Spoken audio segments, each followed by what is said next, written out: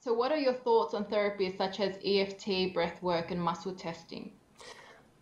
Yes, I personally didn't click with EFT, but I'm not saying that that's not everybody needs to find out a way that works for them.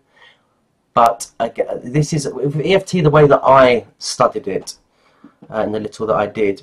This is an interesting topic about affirmations. The way we work with somatic work is with affirmations is we offer them and then we listen to the feedback.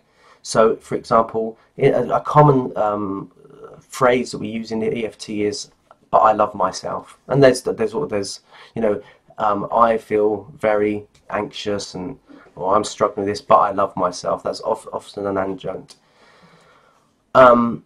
What we would do with any affirmation in somatic experiencing, and this is how I work for a client, is that if they say, I really, sorry, I feel alive, this is a common one, I feel alive, we have this affirmation in somatic experiencing, I feel alive, we will offer that, and I say, would you be comfortable to even say that, I'm alive? And the client will say, I'm alive, what do you notice? And then you say, oh, I just feel complete aversion to that. Aha, okay, let's explore that. What comes up when you say that, the aversion? So we try, because we realize affirmations are very limiting. Not that they don't have their place again. It's neither an either or. It's a both and. But what we understand neurobiologically is that 80% of our neural feedback comes from a bottom up, and 20% comes down. So your body's response has far greater influence over you than your mind does on your body. So if you just keep trying to say, I can tell my body what to do, and it will do it, I'm telling you that's not going to work in most cases. Not to say it won't work, but have this caveat that if you start sabotaging, or there's efforting and there's this resistance and conflict, we're going to have to listen to that. So when you offer that, you really believe that, don't you? I mean, I remember one client where they were doing this, and I says, I will test it when they say that, but I'm really strong.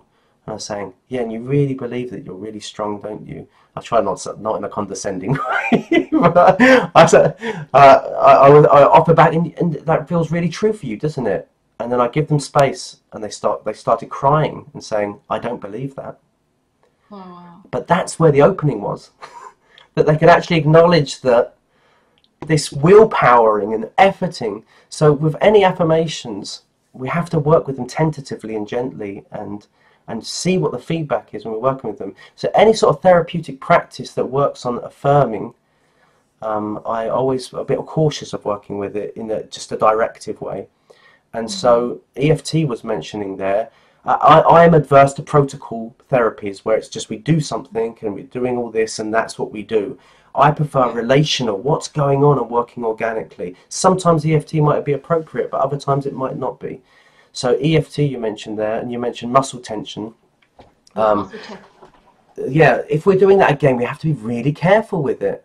So I could work with muscle tension. I do that sometimes with a client. I'll get that someone has a calf, like for example, in their calf, it starts to spasm and tighten. I will say, can you tighten it up just to a point where you get that pinch?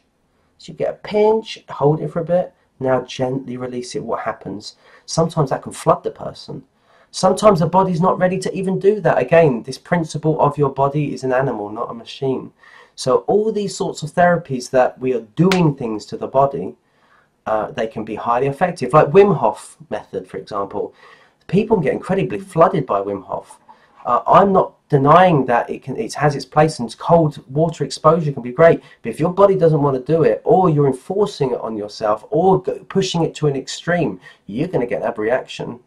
And your body will let you know that I'm not into this. So it's very common when people do cold showers, they disassociate. And because it's just their body's overwhelmed, it doesn't want to do that. So you go gently. What I do if you want to do water exposure, I say you start with warm and you feel relaxed, and then you gently just reduce the temperature. Then what's your body like? At first, obviously, it's going to be a bit, but can that settle? And then stay with that until your muscles start to open up, and then you reduce it a little bit more until you and you build that tolerance up. So it's always listening. It's a fluid relationship of listening back and forth. So any therapy, I believe, from my perspective, is that it should have that organic, relational practice of what's going on as we do offer anything to the body. Does that answer that question?